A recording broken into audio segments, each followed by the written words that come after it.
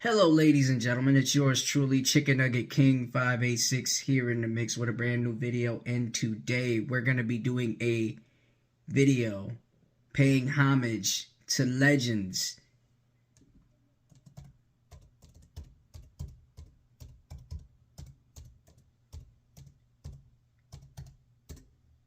And that legend is Shaquille O'Neal. One of the most dominant centers to ever play the game of basketball. He's up there with George Mikan. He's up there with Hakeem Olajuwon. He's up there with David Robinson, Tim Duncan. He's up there with, let's go all the way back with Bill Russell. He's up there with that guy too. His number speaks for itself. 37 minutes, 23 points, 56% from the field, 13 rebounds, 1 assist, and a lackluster 0.7 steals. But that's okay though. His track record really stand out. And when you have a track record like his, it's legendary. It's never seen before from a big man. He's been coached by Phil Jackson, who is up there with Red Auerbach, who is up there with Greg Popovich, and many other great NBA coaches. And I know he was proud to coach a big man like Shaq. And I know he told the Buss family, look, man, when I look at this team and when I look at this player, I look at us getting 5 championship rings. I look at dynasty. And that's what Shaq wanted to be, a dynasty. And you begin to be a dynasty when you got a young Kobe Bryant coming over and getting drafted by the Lakers, which was via a trade from the Charlotte Hornets. Charlotte missed out on Kobe Bryant. You do not trade a once-in-a-lifetime generational player like Kobe Bryant and just say, hey, we're going to throw him away. No, you don't throw that guy away. You build around him. But the Lakers took that opportunity to build around both Shaq and Kobe. There's a list of great players that came over to LA and helped them get over the hump and win an NBA championship. Shaq had 3 with Kobe. Went to Miami. Got 1 with D. Wade, who is now a Hall of Famer. So when you have Pat Riley, Phil Jackson coaching you, you become a game changer. You become the standard no matter where you go. Miami, LA, Orlando. Hell, even in Boston, when you're getting coached by Doc Rivers, who, by the way, had an impressive championship team from 2008, the Boston Celtics with KG, Paul Pierce, Rondo, and, Ray Allen, who was Jesus Shuttleworth, okay? He was absolutely a tremendous three-point shooter next to Reggie Miller. And I know Stephen Curry, I know about him. He's got a great A game. But Shaq coming there was really reaching and reaching to get a chance to win another ring. He wanted 5 rings. He wanted to keep up with Kobe Bryant. Especially when you go out to Cleveland and team up with LeBron, you absolutely wanted to keep up with Kobe and compete with Kobe. Knowing the history that you had with Kobe Bryant, it was only right that you had to compete with the best. It was only right that you did. But you had a hell of a career. With or without Kobe, with or without Penny Hardaway, with or without LeBron James, you're still arguably a top 5 great to ever play this game. They say tall giants will never be remembered and never be respected. But to me, you're always going to be remembered and respected. From my point of view, man.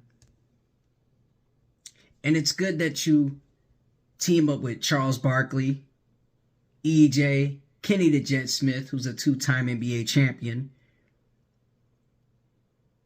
And he did sweep you in that finals run, playing with the Houston Rockets.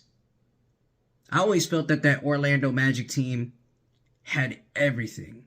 They had the swagger. They had the charisma. They had skill. They knew how to stretch the floor. 3D, Horace Grant.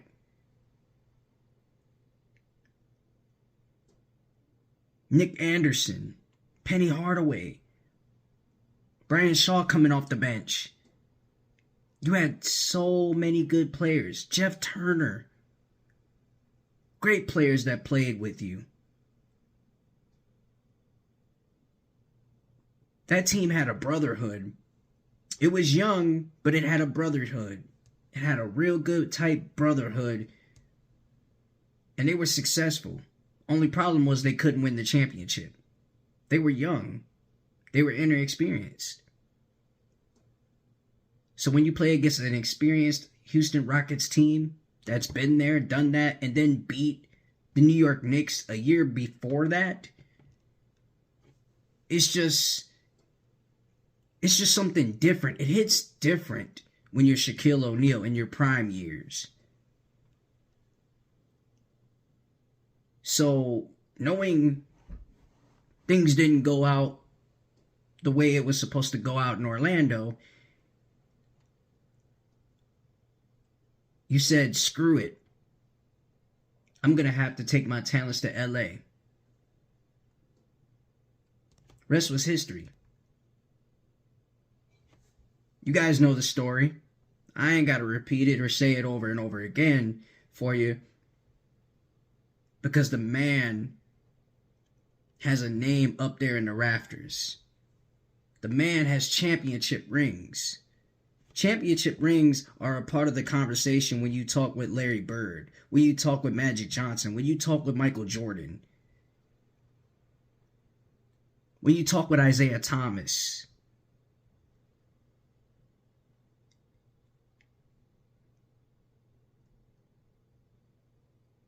Even when you talk with Robert Horry, Big Shot Bob, championships are important in the conversation. And some people sit there and say, well, you know, I want money. I want loyalty.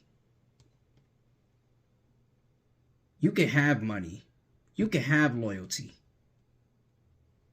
But in this game of basketball, you want championships. That's what every single team and every single player suit up to compete for, an NBA championship. No one wants to be last place when they play this game. No one does. Hell, they don't want to be second place. Because when you finish second place, it means you don't get gold, you get bronze. So what the hell am I playing this game for if I'm getting bronze and not gold? Gold is the main goal. It's the main thing. It's the main thing that each and every single player, just like Shaq, wanted. They wanted gold. That was the end result. That was the be-all, end-all for any player. Because they stayed focused. They stayed driven. Those late nights at practice, those days when you go straight to the film room, watch highlights, and try to fix yourself to become a better player.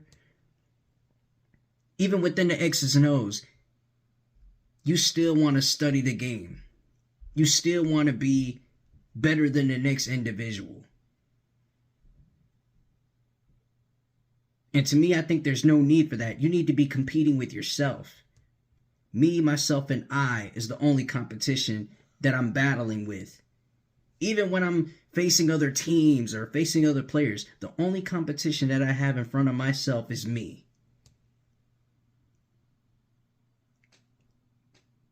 So when I'm in the locker room with my guys, I want my guys to think it through and understand to themselves, hey, why not us? Why not now? We should be impactful. We should stand tall. We should be able to be successful.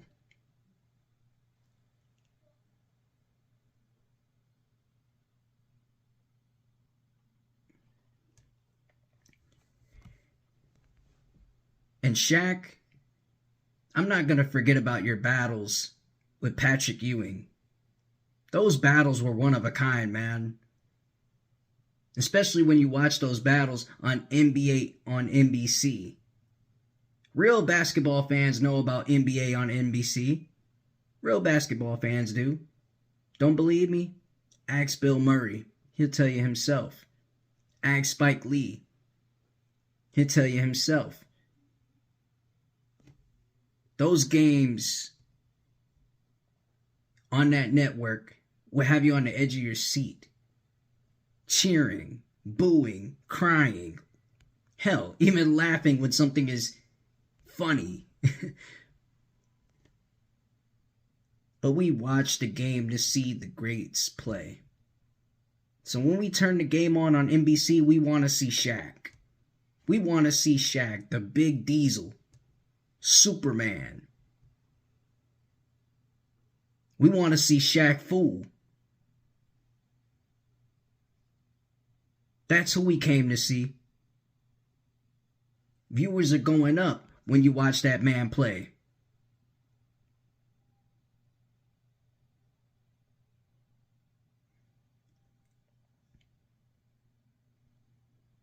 So above all else, we salute legends that we love. So with this being video number 1 of paying homage to legends, it's only right that we do this for the great Shaquille O'Neal. Make sure you like, share, subscribe, and holla back at your boy. I'm Chicken Nugget King 586, and I'm out. And oh, by the way, episode 6, NFL playoffs, it's coming soon. Stay tuned.